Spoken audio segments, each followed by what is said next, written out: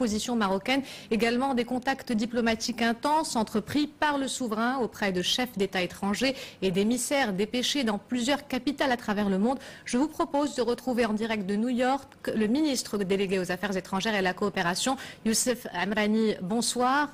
Contact de haut niveau et un investissement personnel du souverain pour que le Maroc soit conforté dans sa position. Si vous deviez qualifier pour commencer l'intensité de la mobilisation du Maroc, Youssef Amrani.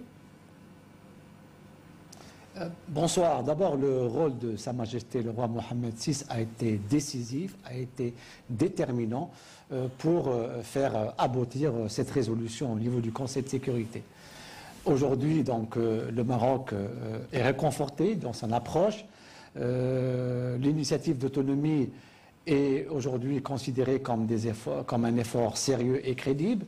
Elle a été consacrée par le Conseil de sécurité.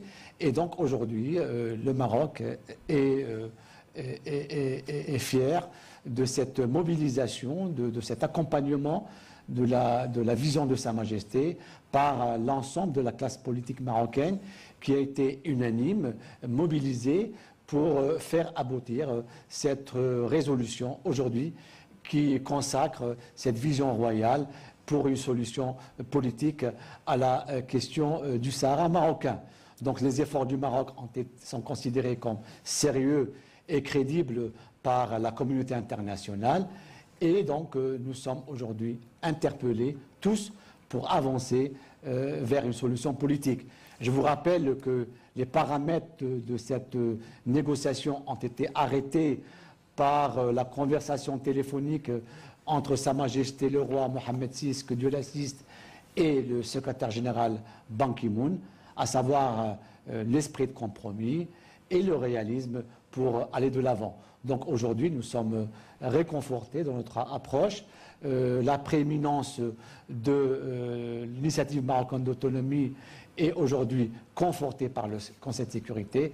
Et donc, il appartient à l'ensemble des acteurs de travailler de bonne foi pour aller de l'avant. En tout cas, le Maroc est déterminé, comme l'a signalé à plusieurs reprises Sa Majesté, à travers d'abord les contacts qu'il a eus au plus haut niveau des États membres du Conseil de sécurité, mais également à travers les missions, les émissaires qu'il a dépêchés pour défendre le dossier du Maroc, pour défendre le dossier de l'intégrité territoriale du royaume. Donc il n'y aura pas de surveillance des droits de l'homme par la MINURSO. Là-dessus, le Maroc a non seulement obtenu gain de cause, Monsieur Amrani, mais il a été salué pour la qualité des mécanismes mis en place, notamment à travers le CNDH. Finalement, le Maroc en sort en position de force, Monsieur Amrani?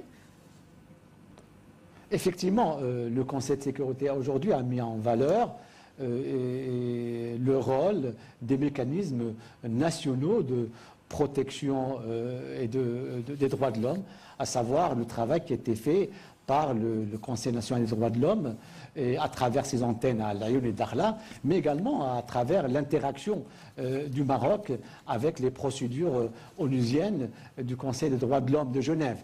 Le Maroc a reçu un certain nombre de procédures.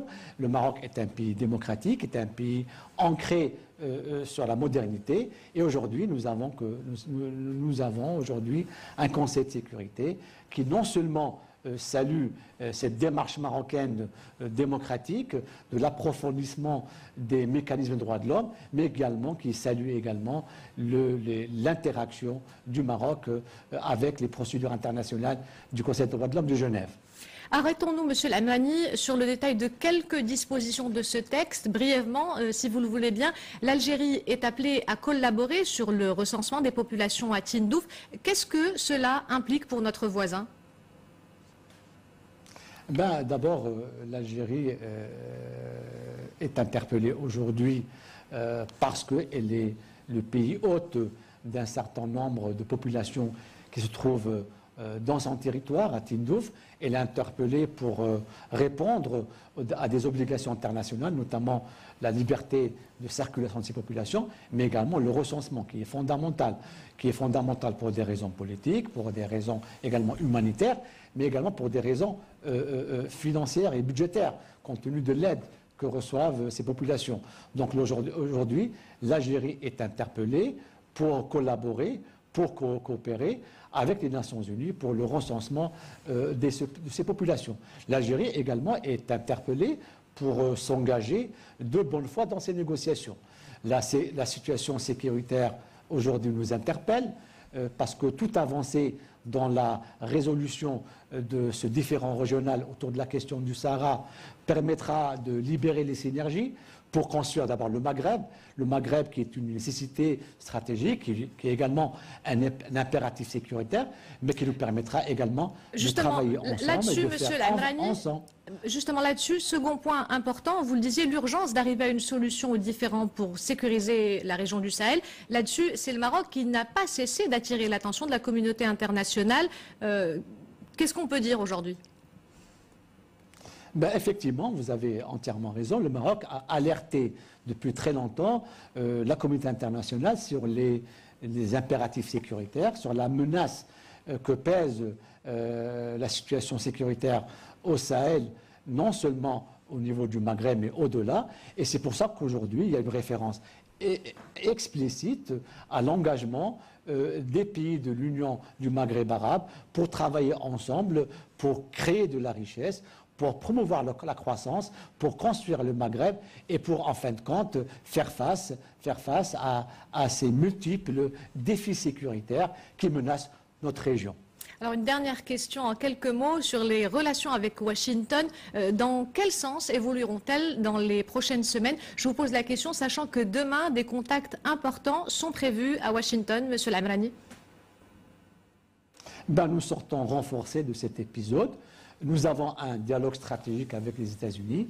Comme vous le savez, il comporte 4 dimensions essentielles. D'abord un dialogue politique, ensuite un dialogue sécuritaire, et troisièmement une coopération économique à travers des instruments dont nous disposons, notamment le MCC, le Minimum Challenge Account, le FTA, l'accord de libre-échange, mais également de nouveaux instruments que nous sommes en train d'explorer ensemble. Et enfin, un dialogue des cultures et des civilisations, compte tenu de l'importance de ce people-to-people, cette coopération à l'échelle de la dimension humaine. Et aujourd'hui, donc demain plutôt, nous aurons des contacts à Washington pour approfondir ce dialogue stratégique, et Sa Majesté, comme vous le savez, veille au renforcement de ce partenariat stratégique que nous voulons chaque fois plus ambitieux, chaque fois plus prometteur, qui correspondent bien sûr à notre démarche souveraine pour faire de cette coopération, de ce dialogue stratégique avec les USA, un véritable levier de croissance. Monsieur Yousef Lamrani, merci d'avoir pris le temps de répondre à nos questions.